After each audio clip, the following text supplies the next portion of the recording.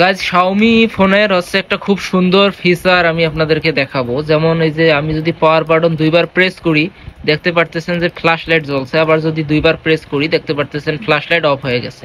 তো এটা যে কোনো শাওমি ফোনে কাজ হয়। এটাও একটা শাওমি রেডমি 5 ফোন। এটাও হচ্ছে দুইবার প্রেস করলাম ফ্ল্যাশ লাইট জ্বলছে, আবার দুইবার প্রেস করলে অফ হয়ে গেছে। তো এই সেটিংটি কিভাবে করবেন চলুন এখন আমি আপনাদেরকে দেখিয়ে দিই। তার জন্য সবার প্রথমে সেটিংস ওপেন করে নেবেন। নেয়ার পর এখানে সার্চ করবেন বাটন শর্টকাট লিখে। এখানে সার্চ করবেন বাটন শর্টকাট লিখে।